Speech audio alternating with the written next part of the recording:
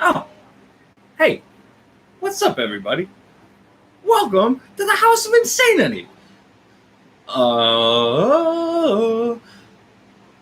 right. So here's the deal. I just started making this video, and I was going to record it, and I got to like the 20-minute mark, and I was like, "Oh damn, ain't nobody ever going to watch this shit." So I might as well go live, see if anybody wants to join in. And if they do, they do, and if they don't, then I'll probably end up telling another 25-minute fucking story. I guess it just is what it is. um, but yeah, I mean, it's been a little bit, and I kind of just wanted to hop in here and talk to everybody and let everybody know. Like if you're on my Facebook, you see that I just went on an adventure, and we stopped at all the places. So I wanted to come on here, and I wanted to tell the story a little bit, because it was spectacular. Mostly. there were its moments. You know what I'm saying? It started with an idea, and the idea was that I've never really gone anywhere, and I've never really seen anything. Like, I mean, all right, that's a really broad fucking statement. Who am I? All right, so I never really went anywhere. Like, I've been to Tennessee because I got family there, so I've kind of experienced the mountains a little bit, but not like a ton. And I've never gone to the Grand Canyon. And really the main thing that I wanted to do on this whole journey was go see the redwood trees in California and maybe touch an ocean. That was pretty much my game plan. And then I was like, well, you know what? I could drop south. I could go see the Grand Canyon. And hell, I could make it a loop on the way home. I could go see Yellowstone. And then it started to develop into a little bit more than an idea. And it was something that I really, really wanted to do. And I got the opportunity. So I was going to run with it. And then a friend of mine managed to get the time off work. So we took it together. We wanted to leave out of here at like noonish on a Saturday. And yeah, that didn't happen. A couple things came up. A couple other things went through. We ended up getting out of here at like 3:00. No big deal. Fantastic. I hop in the car, man. I'm driving. I'm driving. I was so excited to leave here. I think I drove for almost 16, 17 hours. I drove us to New Mexico for sure. That's a couple. I mean, we did what? I think it was 15 states, including Illinois. Like 5,500 miles. I'm pretty sure. Yeah, something like that. We went everywhere. So yeah, we started out of here, man. I drove us all the way down there. We get to New Mexico, and New Mexico is like Arizona and New Mexico are really crazy. One, unfortunately, there's a lot of poverty, and you can see a lot of areas of rundown. And like, I mean, there's a lot of places that just don't have anything. Like, there's not a lot of opportunities, and you can see that there's not like a lot of work. And I just feel like a lot of those people kind of got the shaft. Like, we went down there, we took everything from these guys, and then we gave them the areas that have nothing. So like some of that was kind of depressing driving through, but then also like you have the big areas and you have like the mountainous areas, and there's so much different terrain than what we have here. So it was so exciting. Like, I was supposed to be sleeping after the drive-in because we were going to go to the Grand Canyon and we were going to explore a little. And like, I mean, I got a little bit of sleep, but it was just so much fun. Like, just seeing places I've never seen before. Like, that was the whole point of this trip anyway.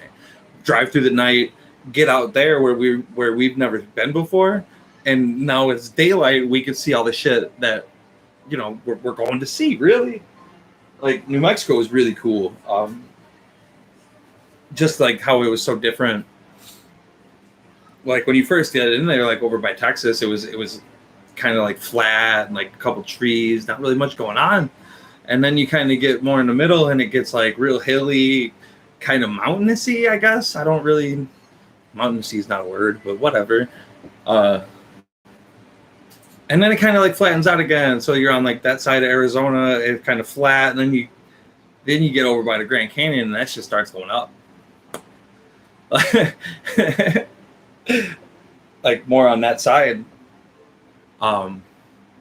So that was a lot of fun. And then we got to the Grand Canyon, and I'm sure some of you had seen the video of my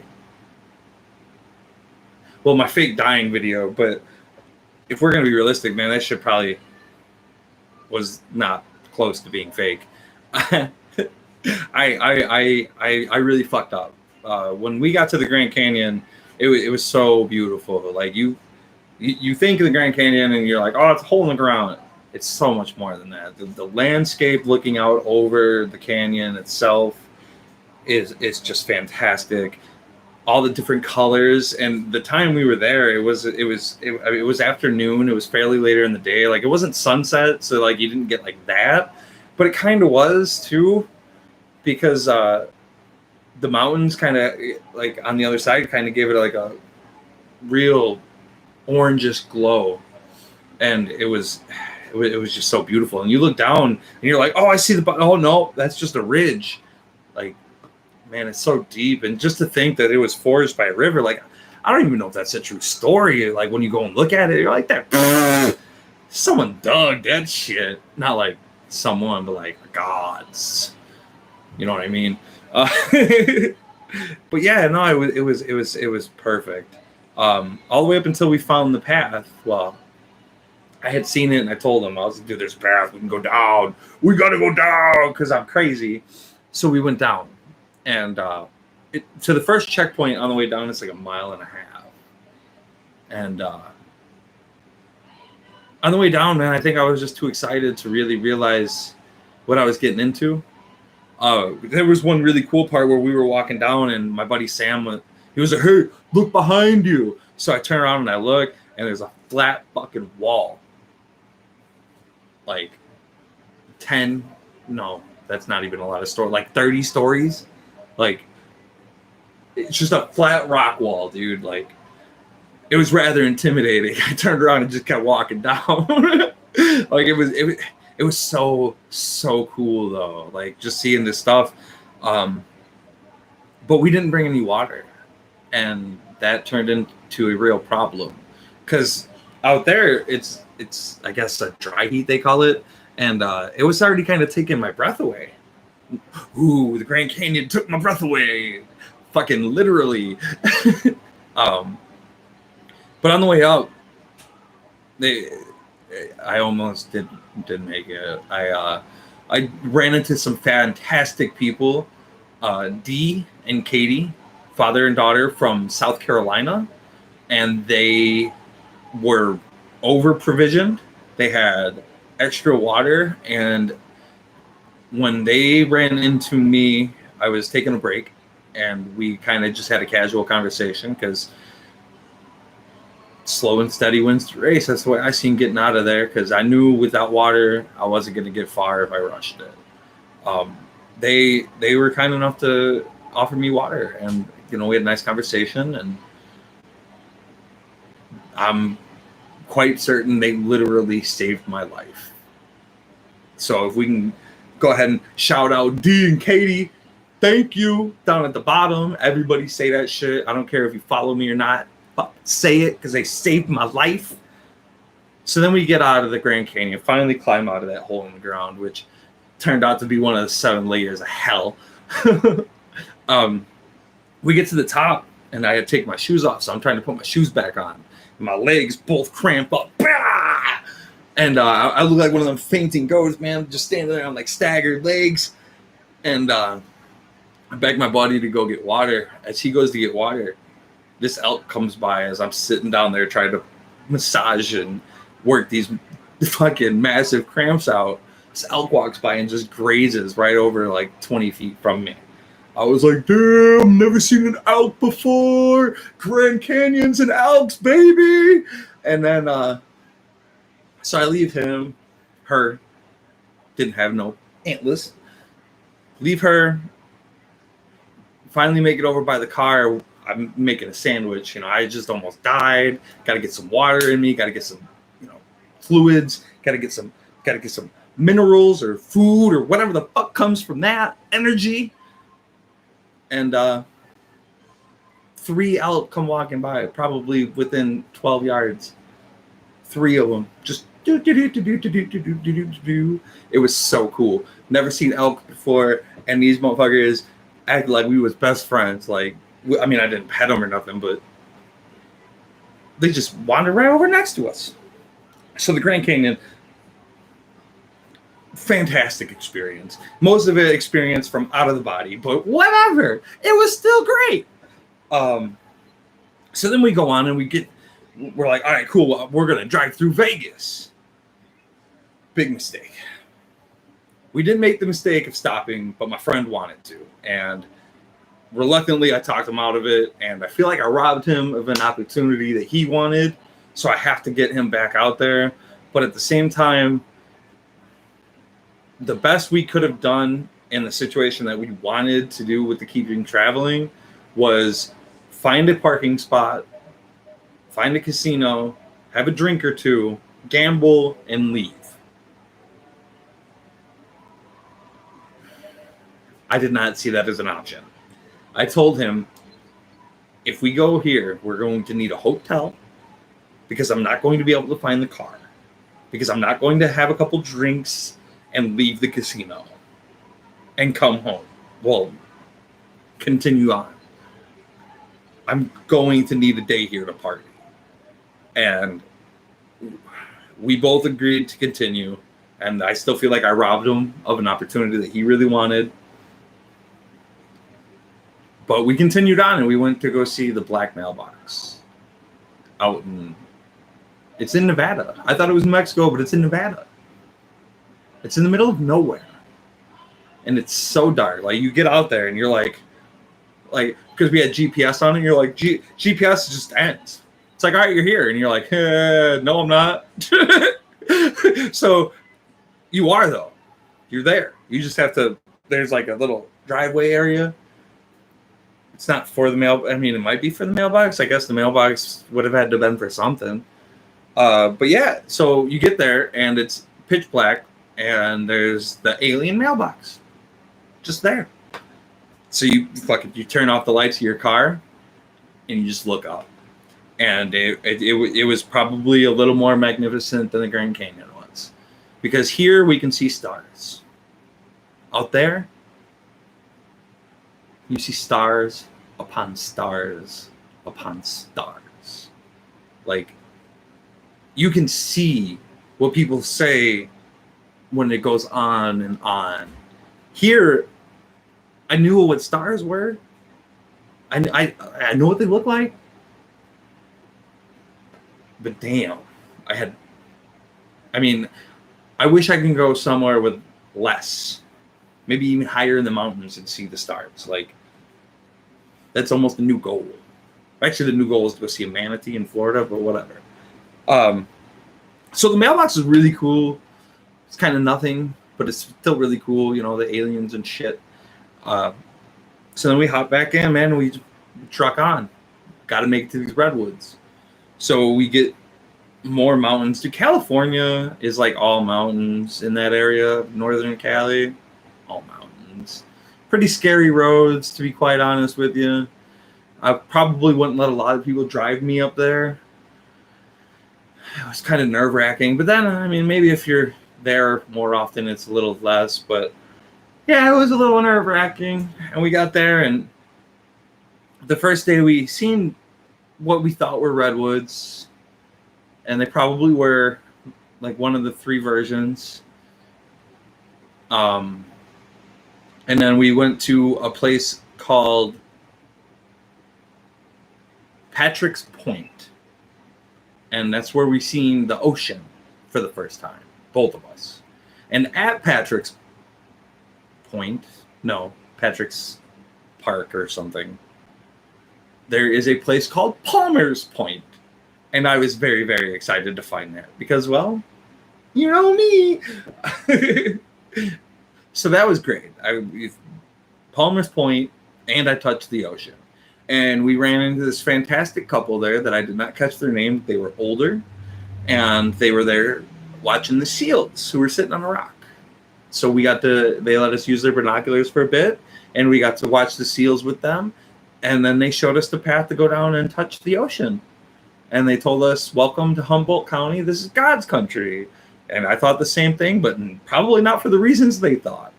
But then again, if they're from Humboldt County, it might have been the same fucking reasons. The ocean was really fucking cold. I have been warned about that, but it was really fucking cold. We didn't really jump in because the waves were really big and it was kind of intimidating. And at the Palmer's Point place was really, really, it was like all rocks. It wasn't like a beach. We did find a beach shortly after that in Patrick's Point somewhere. And that was just fucking scary. Like, my buddy might be able to attest to that, but the waves were rolling in super hard. It was very unpredictable. I don't even know. This might just be what an ocean is, but it was intimidating. It was admiring. It was so many adjectives or adverbs or one of those English things that I failed that I don't know, but it was one of those words and it was amazing. And then we got a hotel room. So finally, this is like, what is this, Monday? Yeah, it's Monday. So we finally get a hotel because it was late, and then we're gonna go see the redwoods in the morning, and we were looking for good dispensaries too, obviously. So we found this place called Avenue of the Ancients. It is a road through a redwood forest, and it is everything that I thought it would be, plus 10 times more.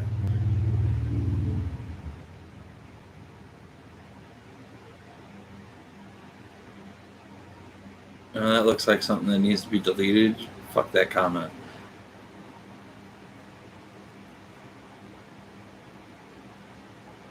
I don't know what any of that means. Anyway, I'm so confused. The redwoods. I knew I was going to go see trees that were so big they didn't make any sense. I didn't know that they still wouldn't make any sense when I got there. You get there, and it takes a minute to walk around some of these things, like almost literally too. You can live in them, like literally. There's some that have been hollowed out because of fires and stuff. You can live in them. You're not gonna have a 7-story house. It's tall enough, but you get what I'm saying. There was the one we could drive through. Unfortunately, my brakes were kind of going shitty, so my buddy's videos suck for that. But the trees, they've been there for 300, 400 plus years, some 1,000. They've been here longer than us. They're gonna be here longer than us. You look up and you can't really see the tops. There's so many of them, and they're growing so wonderfully that, just standing there and trying to take it all in is almost impossible. You can feel the history from this place. So the campground we drove by, definitely going to go back and camp. That place is so worth it. I did get to play in the ocean a little bit, but not swim. So I would like to go back and do that as well. Um, and then we left from there, man, and we started heading north. We were going to go to Yellowstone. Uh, we got to Idaho. Apparently, there's a canyon in Idaho, nowhere near as big as the Grand Canyon, but we got there at breaking light, sunrise.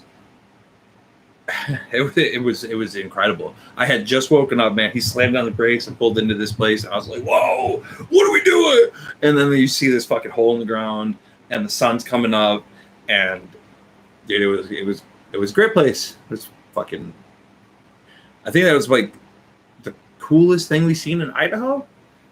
Well, no, because the rest stop had a area where we can go on a little hike too, and there was like lava rock and shit. They had the explanation of how like a lava river ran through there for a little while, and how Idaho and shit came to be. And then we got up to Yellowstone, and we hit all this traffic. Boom, dead stop for like an hour, maybe longer in Yellowstone. And we kind of figured it was for something. And then we get up there, and there's a herd of fucking buffalo, like 30 yards off the road, just hanging out. They were playing in the water and shit. It was awesome. And like, I mean, that's why there was traffic, because everybody was just pulling over and stopping. And there was like a ranger kind of like trying to, I don't know, save someone from stupidity if they wanted to go run out there. I'm not really sure what he was doing there, but he couldn't have done much because there were so many people. And then we got to the geyser area, I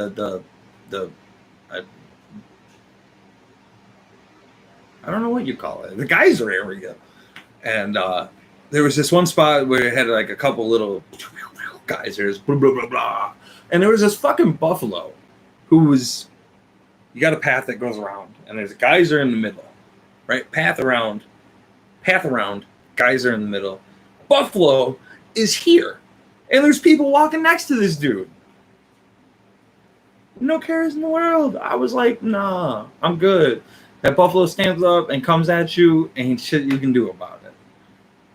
And then I was also wondering, because it tells you like not to walk on the ground, where the hell this buffalo came from? Like, does this buffalo have like that natural instinct where he can just walk through the geyser area and not fall into a geyser? Like, I mean, some are open, but it tells you that the ground is covering some up. Like, these buffalo are way smarter than we are. That's cool as shit. And then we went and seen Old Faithful, that you know, the real guys everybody be talking about. And when we got there, because it goes off approximately every 90 minutes, we got there and it was within like a 20-minute mark. So we, like, a lot of this stuff was timed pretty perfectly. We did see a couple people coming from Boston to Seattle or Portland, maybe Portland. They were traveling across the country just like we were, and they were doing it because they had just graduated. So congratulations to them. I don't know who you are, but we did see them in Missouri when we left, and we seen them in Yellowstone on the way home. So they were doing good just like we were.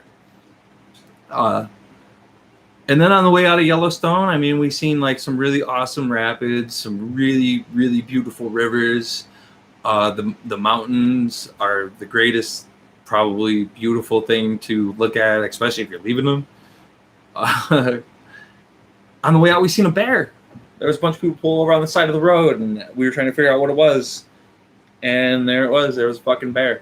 So, oh, and in the ocean, we had a sea lion over in the cove that we were at, and a sea otter. So we seen all sorts of fucking exotic animals. We seen so many sights. We didn't spend a lot of time at a lot of these places, but this was just a scouting trip.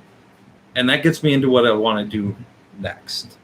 I'm hoping to get this started very, very soon. But what I want to do is start doing a little more adventures. Maybe I'll start, maybe start a Patreon, and try and bring you guys along with me a little bit. I want to get a little bit better systems and stuff set up. So I'm going to need your guys' help. I need to get more viewers so I can go mobile with YouTube. So help me out. Let's do this together, man. Let's go see the world. Let's see the country. Let's see the world. Let's do it all. This is 25 minutes. I have so much, probably more to talk about, but I just wanted to get back and touch base. I wanted to do live just in case anybody had any questions or anything like that. I generally don't get very many viewers live or otherwise, but it's just in case, because I didn't want to post just a fucking 30-minute video of me rambling and not have anybody with the option. I didn't get any questions, but that's okay. You can ask them and I can answer them another time. Once again, huge shout out to D and Katie for fucking saving my life. WFNW, June 27th. Let's get that shit in. Me, Jake Ross, laying people flat. Let's rock. Don't forget to smile, y'all. Have a good day.